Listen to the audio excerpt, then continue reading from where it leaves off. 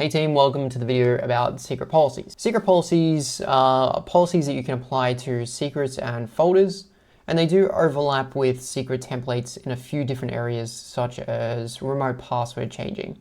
I like doing specific things with policies and specific things with templates.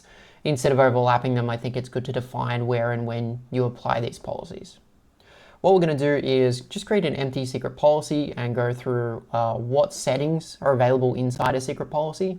And then we're going to assign a secret policy to a folder and to a secret itself, just so you know where to do that. So to get to your secret policies, we go to the secret server and administration, and we can see under secret templates, we have secret policy. In here, you'll see all of your secret policies that you've created.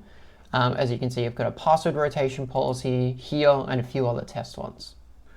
What we're going to do is we're going to hit the create secret policy, and I'm just going to give it a name here so that we know what it is. After we've saved that, we'll be taken to the secret policy settings. We have a few different options here. We have the tabs, summary, general, security, remote password changing, and launcher. To go through a few of these settings, under the general tab, we only have two different settings. The first setting is site. Now, when we went through and deployed our distributed engines, we created some sites. When you add a secret, if you've done the secret template module, you'll notice that when you add a secret, you have to choose a site. Now, that site determines where the password changing or where the secret resides and which distributed engine it's going to choose to either rotate or heartbeat that secret. You can choose one of these sites. So for example, my distributed engine site was TWC site, and you can set that in the policy. So when you assign it to a folder or a secret, it's going to go ahead and apply that site by default to all of those secrets. So you don't have to do that manually. Secondary here, we have the jump box route. Now, we haven't actually set up a jump box route, and it's actually not covered in any of these modules. So I'm just going to skip over this one. We have some security settings. I'm not going to go over these every single one in detail. I've written them out in the documentation, which explains what they do, and you can even hover over all of them. If you need to, basically, for example, if you want to require a comment for secrets in an entire folder structure, you can simply go and create that in this policy and apply that policy to a folder, and every single secret in that folder that's inheriting the folder permissions will then require a comment. So that's where these settings are handy. Remote password changing. So you can use a policy, and I do recommend using a policy to do remote password changing rather than using a secret template. I think it's more effective. You can assign it to any type of secret. You can assign it to folders, and it just seems to be logistically better to manage and distribute rather than using a secret template. So the settings that we have here are whether we want to auto change the secret or not. So if we hit yes, we can actually create an auto change schedule, which we can define either when the password expires, daily, weekly, monthly.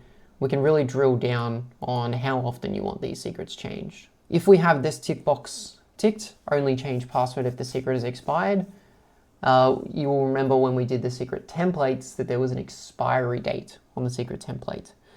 The secret will only rotate if it's expired and you have this checked. So I typically keep this unchecked if I want to do it every day, and then it doesn't rely on the expiry date. We can set a heartbeat to make sure that the heartbeat's enabled. And then what we can do is choose the privileged account. So this account will change the password for any of the secrets that you're trying to change, and it will also carry out the heartbeat for you too. You can also have two different associated secrets for your Unix account password changes and heartbeats.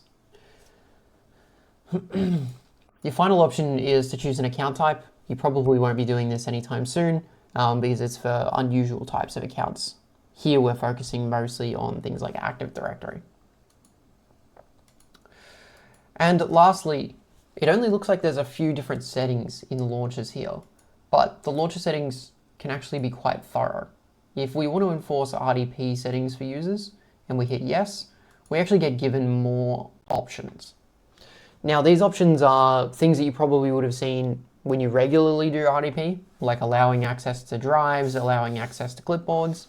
So there might be some instances, whether it's a specific secret that you don't want people to have access to drives or clipboards, or it might be, you're onboarding some vendors and you don't want them to allow access to printers. You can go in here and configure this secret policy, apply it to the folder of all of their secrets or individual secrets themselves, and go ahead and block them out of their access. If we have a look at one of the secrets that I've created, let's discard these changes.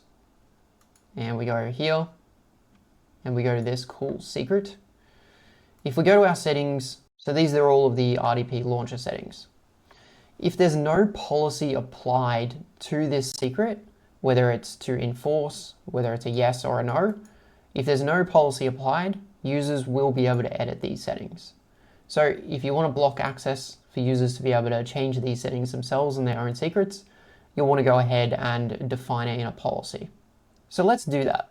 If I go back to our policy that we just created,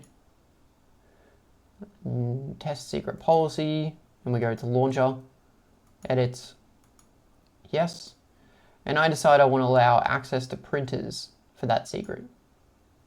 It's going to tell me that by changing this policy, we're going to affect 0 folders and 0 secrets, which is great. So when you're changing a policy, you know what it affects. Go OK. And let's have a look at where we can assign this policy.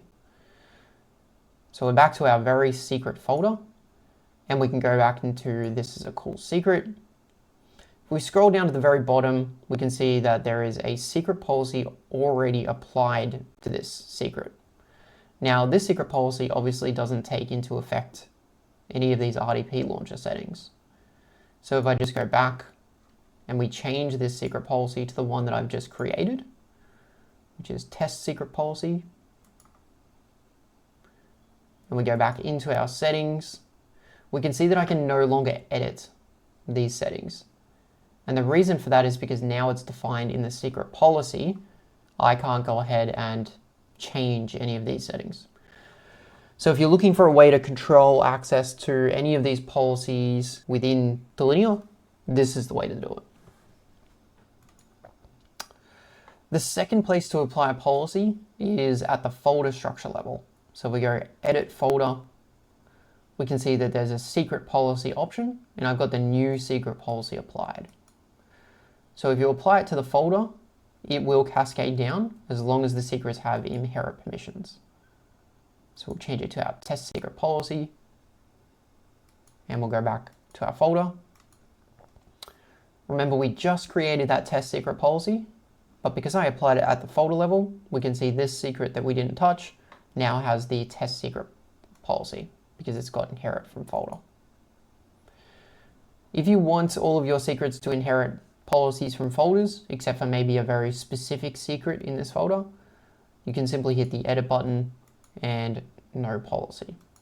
This will stop the inheriting. So that's everything about secret policies that you probably need to know. Feel free to inspect all of the settings and understand them fully.